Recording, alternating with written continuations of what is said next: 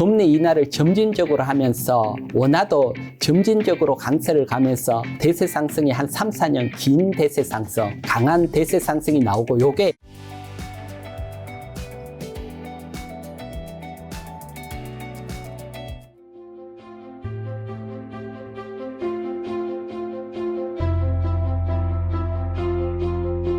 자, 대표님 모시고 오늘 주식시장 좀 여쭤보려고 하는데 일단 현재 한국이랑 미국 증시부터 한번 점검해 주신다면요. 네, 뭐 한국 증시, 미국 증시 할 것 없이 가장 중요한 포인트는 역시 미국이 금리 인하를 언제 하느냐. 그렇죠. 뭐 거기가 핵심인 것 같아요. 그래서 오늘 금리 인하 시점 한번 예상을 하고 그리고 우리 시장 움직임이 어떻게 되는지 그 부분까지 또 한번 보도록 할게요. 그러면 뭐 먼저 가장 중요한 게 사실 금리 인하를 미국이 한다는 것은 결국 달러가 약세로 가고 원화가 강세로 가면서 외국인 자금이 우리 시장에 들어오면서 우리 시장이 상승을 하잖아요. 그래서 환율 움직임이 중요한데 그 중에서도 달러 움직임이 가장 중요하거든요. 그래서 제가 달러 월봉 차트를 먼저 준비를 했는데요. 네. 월봉 차트를 보시면 뭐 2000년 초반이나 2010년대 비해서 달러가 상당히 강세 위치에 있다는 겁니다. 네. 그리고 참고적으로 설명을 드리면 달러 인덱스는 1973년도에 만들어졌고요. 그리고 요 중에 가장 큰 포지션이 유로존, 즉 유로화가 57.6%를 차지하고 있습니다. 즉 유로의 방향성이 달러의 방향성과 상당히 영향을 미친다는 거죠. 즉 유로가 약세로 가면 달러는 강세로 가고 달러가 약세로 가면 유로는 강세로 간다. 그래서 달러 인하가 언제 하느냐도 중요하지만 유로존 금융정책 또한 달러에 영향을 미치니까요. 유럽의 금융정책 그리고 미국의 금융정책 두 개를 보면 사실 달러의 방향성을 우리가 어느 정도 예상은 할 수 있습니다. 지금 보시는 것은 위에가 달러 월봉 차트고 밑에가 유로화 월봉 차트입니다. 여러분들이 딱 보시면 뭐 데칼코마니죠. 뭐 거의 달러가 강세면 유로는 약세고 유로가 강세면 달러는 약세다. 거의 뭐 데칼코마니이기 때문에 우리가 주로 미국 금융정책만 살피는데 유럽 금융정책도 같이 보게 되면 좀 더 이해하시기 편하실 겁니다. 특히 달러 움직임에 대해서는 두 쪽 다 보시는 게 훨씬 유리하고요. 그래서 금융정책 한번 보도록 할게요. 금융정책 보면 먼저 미국 5월 FOMC에서 금리 동결을 했고요. 미국 경제 지표를 보게 되면 4월 소비자 물가, 4월 CPI가 3.4%, 생각보다 뭐 3% 이상에서 계속 유지가 되고 있고요. 그리고 1분기 GDP를 보게 되면 1.6%로 생각보다 좋게 나왔고 2분기 GDP는 이거보다 훨씬 좋게 지금 예상이 되고 있고요. 따라서 전반적으로 보면 아직은 물가가 높은 수준이고 그리고 경제는 어느 정도 탄탄하다. 그러면 금리 인하를 바로 하기는 어렵다. 이런 결론이 나오게 되고요. 유로존 4월 22 회의를 보게 되면 뭐 금리는 역시 동결을 했고요. 하지만 경제 지표를 보면 유로존 4월 CPI가 2.4%입니다. 거의 2%대로 미국보다는 한 1% 이상 낮고 CPI 자체 소비자 물가가 안정이 됐다고 볼 수 있고요. 대신 1분기 GDP가 0.3%밖에 되지 않습니다. 특히 작년 3분기, 4분기는 마이너스 성장을 했고요. 그러면 물가는 2%대로 안정이 됐고 경제 성장은 어렵다. 그러면 경제를 부흥하기 위해서 금리 인하할 확률이 높습니다. 따라서 유로존은 6월 달에 거의 금리 인하할 확률이 상당히 높고요. 이런 측면에서 보면 유로는 금리 인하에 따라 약세로 갈 수 있고 상대적으로 달러는 금리 동결을 하면서 유로에 비해서 강세로 갈 수 있고요. 즉 달러 강세가 한동안 이어질 수 있다 이런 결론이 나오고요.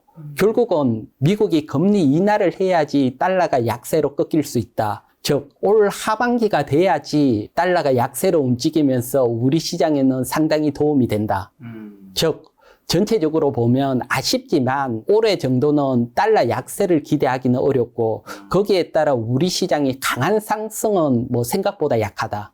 따라서 상승은 생각보다 약한 장이 나올 수 있다. 요 점을 생각하면서 시장을 봐야 될 걸로 보고요. 뭐 하지만 미국 금리 인하는 할 거잖아요. 금리 인하는 할 거니까 금리 인하 시점부터 강한 대세 상승은 남아있다. 이렇게 보셔야 되고요. 그러면 뭐 대세 상승에 대해서 다른 거보다는 뭐 다른 거 아닙니다. 지금 보시는 게 여러분들이 월봉, 우리나라 원화 차트 월봉 차트입니다.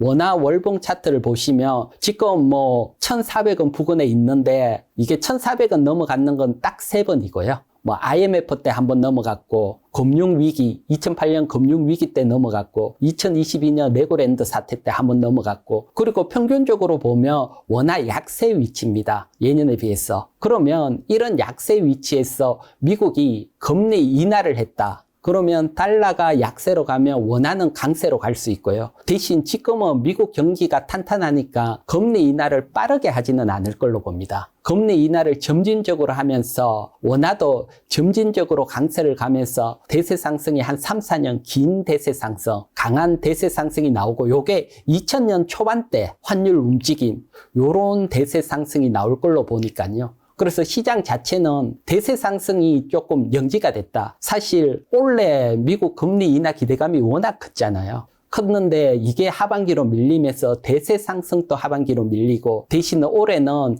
뭐 점진적인 상승 박스권 장 정도로 될 거다. 요렇게 뭐 보시면 제가 보고 있는 시각은 뭐 우리 시장은 요렇게 보고 있고요. 그리고 대세 상승이라는 것은 사실은 뭐 지금 2000년 초반 때 제가 표시해 놨는 대세 상승은 중국 경기가 워낙 상승을 하고 뭐 전 세계 경제가 확 좋아지면서 대세 상승이 나왔거든요. 근데 지금은 뭐 중국이 사실 오히려 발목을 잡고 있고 경기가 안 좋으니까 경제 성장에 따른 대세 상승은 아니고 사실 대세 상승은 유동성, 기존의 위기, 금융 위기라든가 코로나 위기를 겪으면서 시중에 돈을 워낙 많이 풀렸거든요. 그래서 풀린 돈에 의한 대세 상승이라고 보시면 되시고요. 그래서 과거 대세 상승하고 지금 대세 상승하고는 차이가 있고요.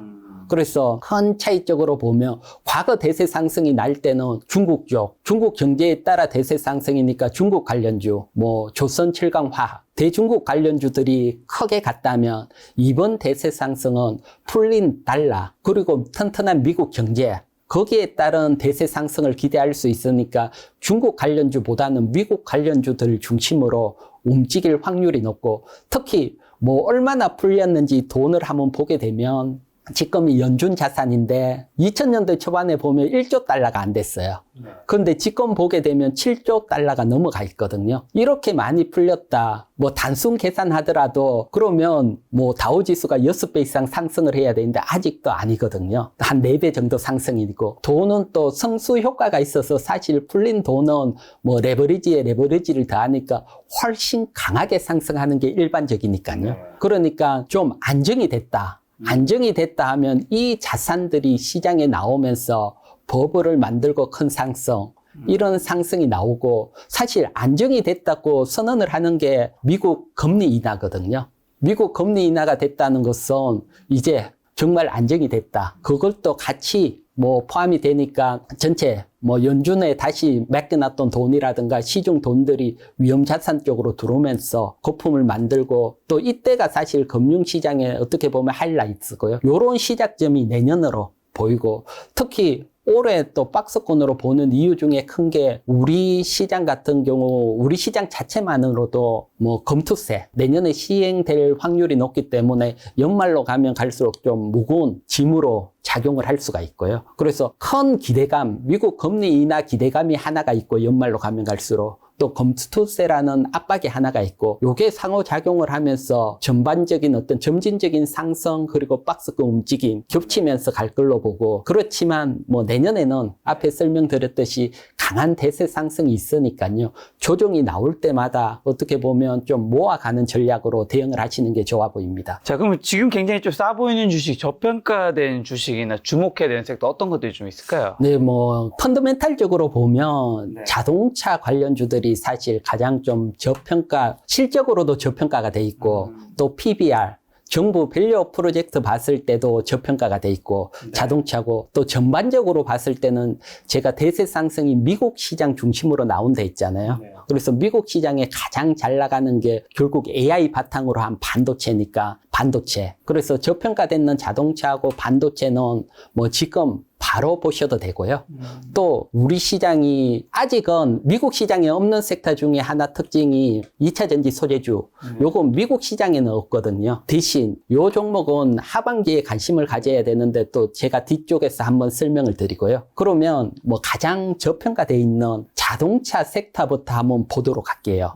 자동차 섹터는 실적도 저평가됐고 또 기업 가치에 비해서 저 PBR 종목이고 뭐 그것만 바탕으로 사실은 상승을 하는 게 아니고 지금 자동차 시장에 있어서 가장 상승의 바탕은 결국 전기차로 디젤에서 전기차로 넘어가니까 전기차 시장에서 얼마나 성과가 내느냐 이게 사실은 자동차 섹터에 큰 영향을 미친다고 봐야 돼요. 네. 그래서 보게 되면 지금 1분기 제가 준비한 게 1분기 미국 전기차 판매 순위거든요. 보시면 1위가 테슬라고 2위가 현대차 그룹입니다. 여기서 또 중요한 점이 하나가 있는데 지금 현대차 그룹 같은 경우는 미국 IRA 법안에 따라 보조금을 못 받고 있어요.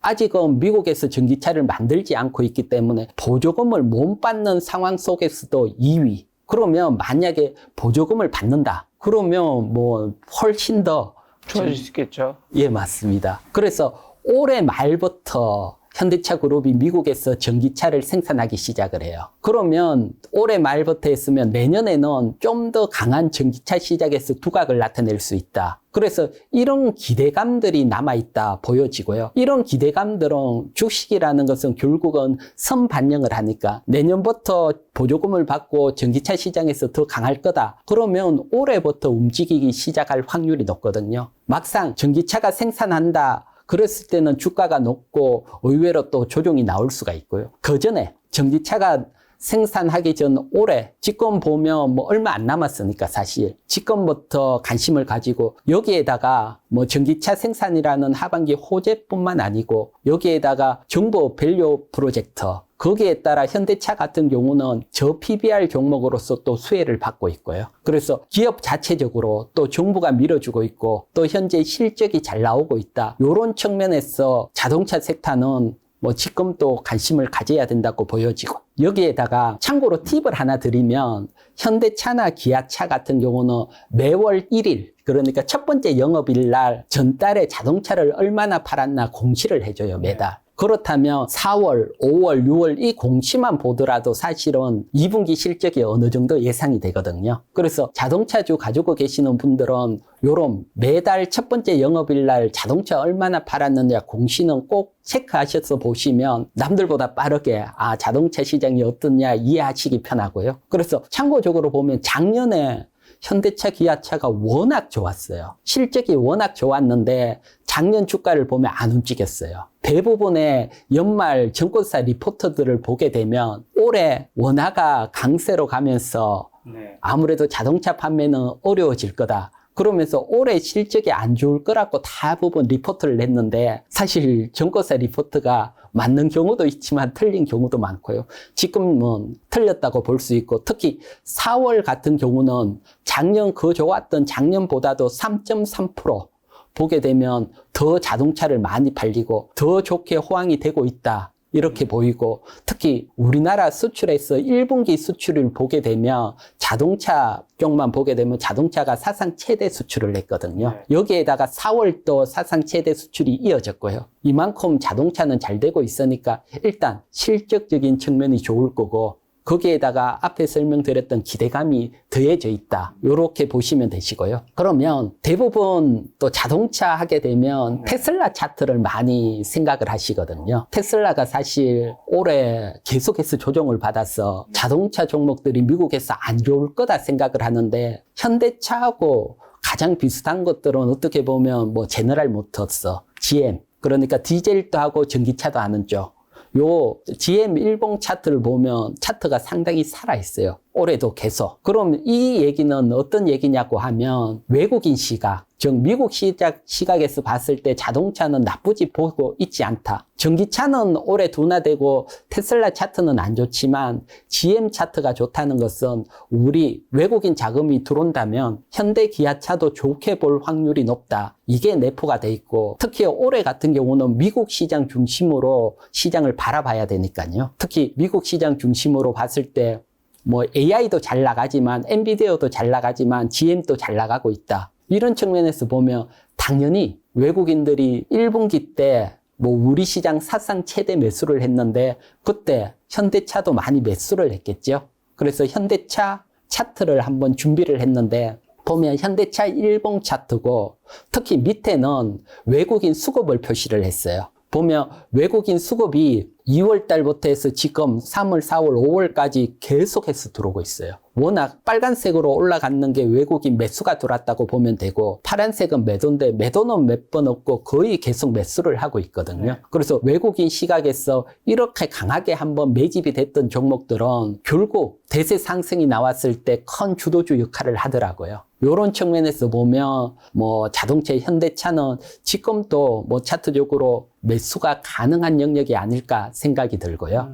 그래서 현대차 관심 있게 한번 보시고, 여기에 월봉 차트입니다. 현대차 월봉 차트를 보면 현대차가 2011년, 12년, 13년도에 고점을 한번 형성을 했고요. 2020년, 2021년 고점을 형성을 했고, 지금 다시 그 고점에 와 있거든요. 근데 지금 고점에서 보면 2011년, 12년, 13년보다 실적이 좋아요. 이때 실적 베이스인데 실적이 좋았고, 2020년, 2021년은 이때는 애플카 이슈도 나오면서 전기차 이슈로 고점까지 갔거든요. 근데 지금은 이제 미국에서 전기차 생산이 올 하반기잖아요. 정말 현실화까지 됐거든요. 그러면 이번에는 기술적으로 고점 돌파할 확률이 높고, 그래서 월봉 고점을 돌파하면 저항대가 없으니까 생각보다 강한 랠리가 나올 수 있고요. 그래서 내년부터 대세 상승일 때 현대차는 한번 레벨업 될 거다고 보고 관심 있게 보는 영역이다. 이렇게 설명을 드릴게요. 그럼 이제 현대차와 황제그룹인 기아는요? 기아도 상당히 실적 측면으로 보면 기아가 어떻게 실적은 더 좋을 수 있어요. 그런데 정보 밸류 프로젝트로 보면 PBR이 1이 넘어요, 기아는. 현대차는 1 미만이고요. 그런 측면까지 감안하면 사실 기아든 현대차든 어느 쪽이든 포트에 한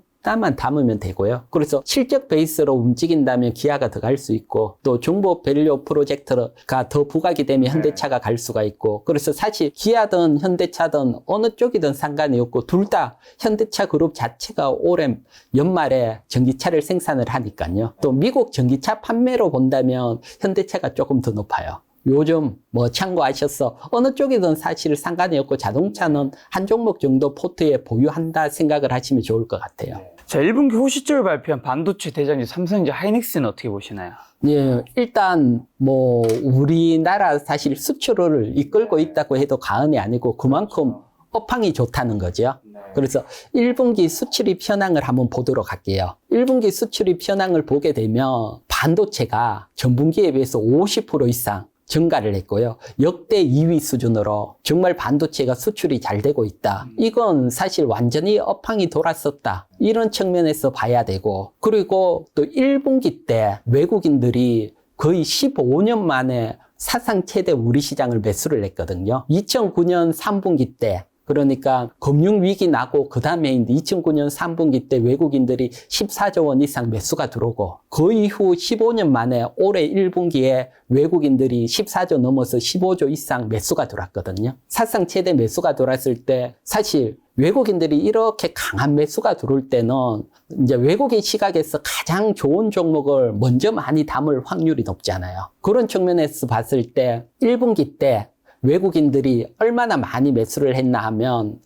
삼성전자, SK하이닉스, 삼성전자 우선주 포함해서 8조 원 이상, 15조 중에 8조 원 이상 매수가 들어왔거든요. 이처럼 지금 보게 되면 업황이 뭐 최대 수출이 나올 정도 역대 2위고, 뭐 전분기에 비해서 50% 증가를 했고, 여기에다가 외국인 수급까지 워낙 받치고 있으니까요. 뭐 반도체는 당연히 관심을 가져야 되고, 그중에 삼성전자, SK하이닉스 관심을 뭐 당연히 가져야 되고요. 여기에다가 사실은 지금은 현재 상황을 제가 설명을 드렸는 거잖아요. 그러면 앞으로 이런 상황이 더 좋아지는지, 또 엔비디아가 많이 상승을 했는데 더 가는지, 그렇죠. 이쪽 부분이 또 주가에는 상당히 중요하잖아요. 그래서 이 부분을 살펴보게 되면 반도체 같은 경우들은 일단 반도체 사이클이 있는 업황이거든요.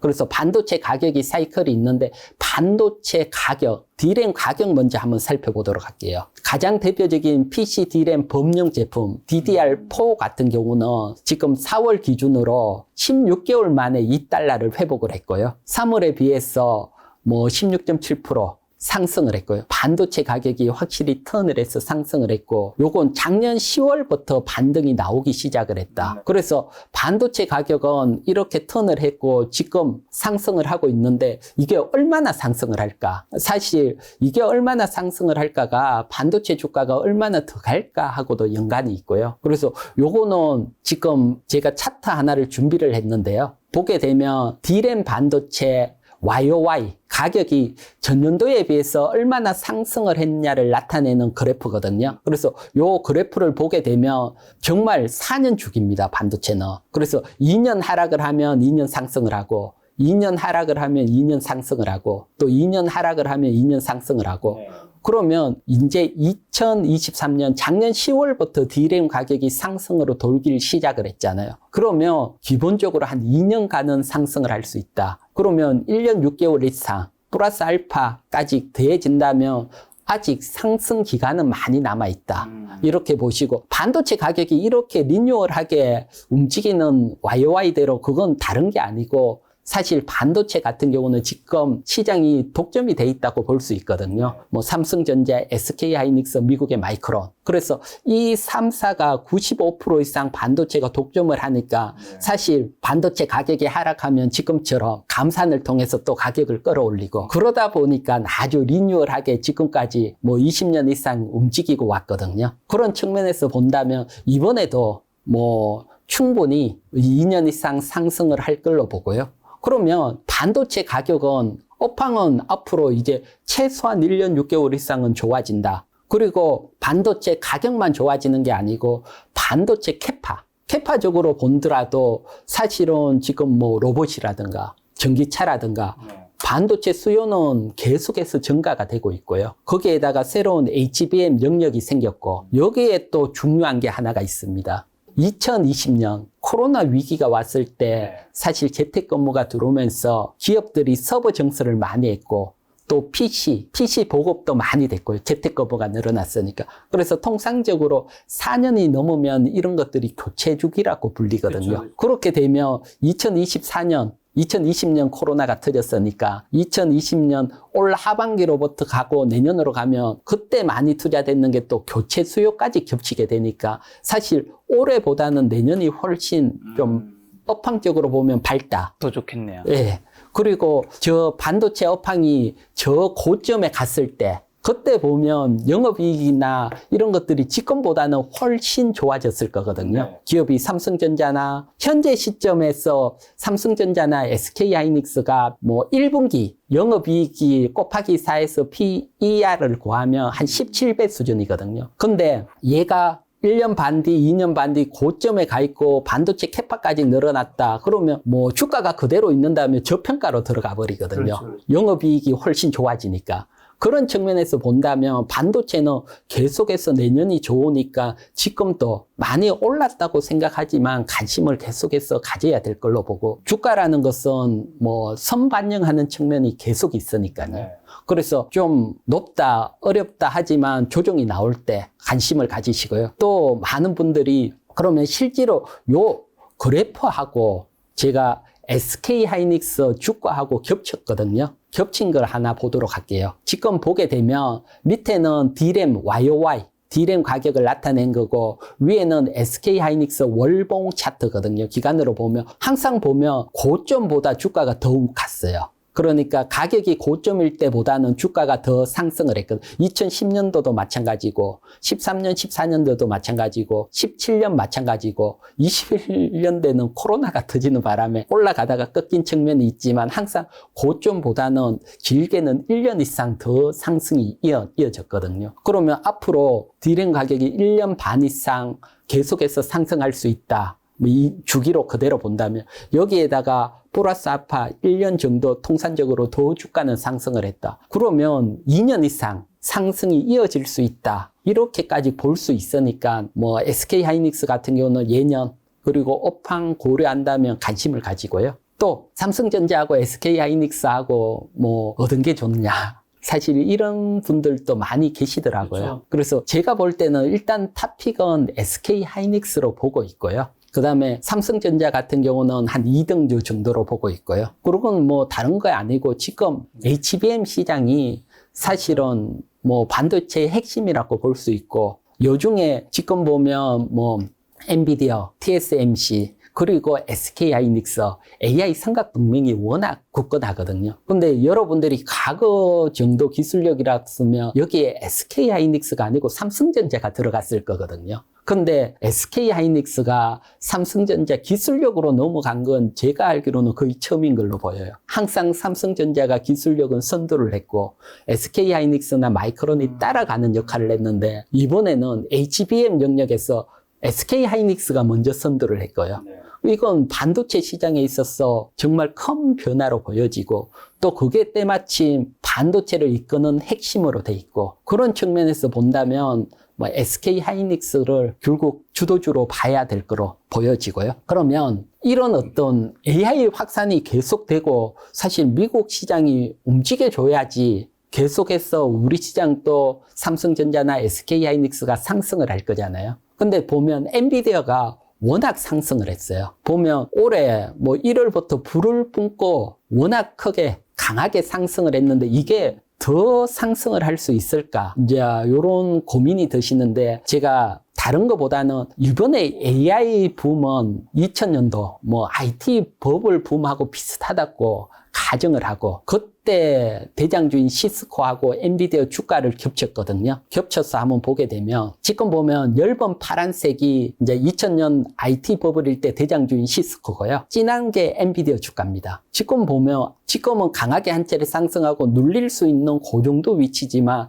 아직도 기간적으로 보면 긴 기간 동안 또 주가 위치로 보면 강한 상승할 공간이 남아있다. 물론 뭐 그때하고 똑같을지 안 똑같을지는 모르지만 그 정도 붐이 일어난다. 지금 봤을 때는 여기에다가 이때보다 엔비디아 같은 경우는 일단 실적도 받치고 있어요. 그러면 의외로 생각보다 강한 오버슈팅도 나올 수 있다. 이런 측면에서 보면 생각보다 반도체에 대해서는 우리가 관심을 가져야 되고, 사실 반도체는 미국 엔비디아뿐만 아니고 이거 일본만 보더라도 반도체가 주도하면서 사실 시장을 이끌었거든요.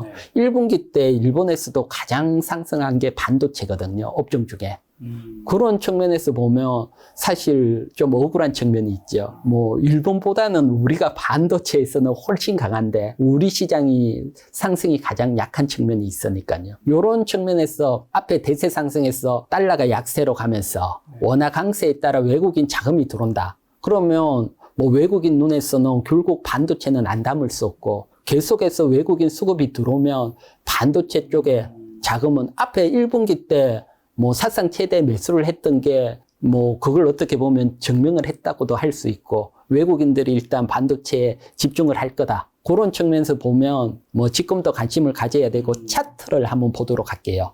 일단 SK하이닉스 차트거든요. 제가 차트 중에 저기 빨간 라인을 하나 꺼놨거든요.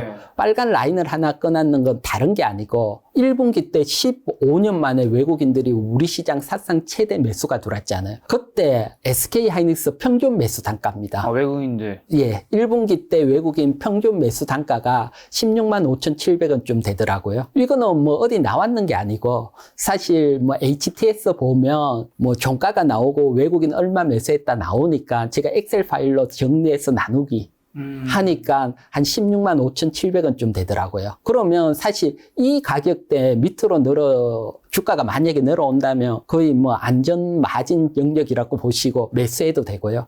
그렇게 보면 항상 이렇게 강하게 들어오고 강하게 갖는 종목들은 원하는 가격대까지는 확 안 밀리더라고요. 따라서 20일 이동 평균선 한 18만 원 이하부터 기다리셨다가 분할로 천천히 매수한다 생각을 하시고요. 올해는 우리 시장이 불을 뿜고 상승하는 장은 아닌 걸로 예상이 되니까 추격 매수하기보다는 대형주는 항상 20일 이동평균선 이하로 오면서 상승을 하거든요. 그래서 보면 18만 원 이하부터 지금 한 17만 원 이하 선까지 분할로 매수하신다면 외국인 평균 단가하고도 크게 차이가 안 나니까요. 뭐 지금 또 매수가 가능한 영역이다. 요렇게 보이니까 앞으로 SK하이닉스 뭐 전략에 한번 참고를 하시고요. 여기에다가 삼성전자를 한번 보도록 할게요. 삼성전자는 1분기 때 외국인 이제 평균 단가 라인을 껐는데 78,600원. 현재가 그 위치입니다. 그래서 현재도 매수가 가능한 영역이다 보여지는데, 항상 주식시장은 늘 저런 측면이 있더라고요. 앞에 가는 게 아쉬워 못 잡아서 뒤에 가는 걸 잡으면 항상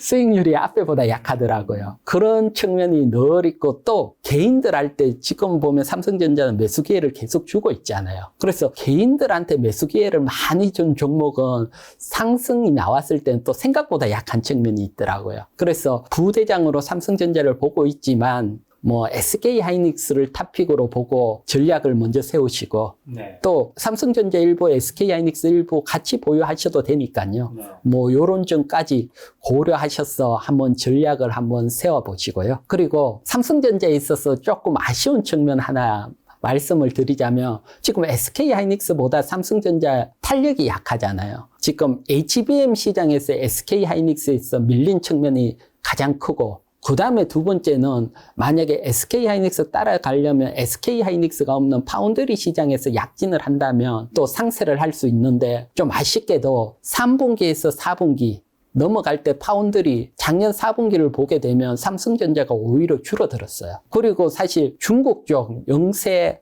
애들이 증가를 하고 있고요. 어떻게 보면 여기에다가 인텔도 참전 얘기도 있고 그래서 파운드리 시장에서 점유율이 약한 측면이 있는데 이쪽도 개선이 나온다면 강하게 갈 수 있고요. 그래서 삼성전자에서는 지금 뭐 당면 과제가 한 두 가지죠. 이 파운드리 시장 하나가 있고 그 다음에 HBM 시장 이쪽에서 얼마나 성과를 내냐에 따라서 강하게 갈 수 있지만 지금까지 시장은 역시 뭐 SK 하이닉스가 강하다. 차트적으로도 훨씬 강한 모습이고 그러니까 뭐 SK 하이닉스를 탑픽으로 보고 한번 살펴보시라 설명을 드리고요. 그래서 뭐 삼성전자, SK 하이닉스는 이렇게 설명을 드릴게요.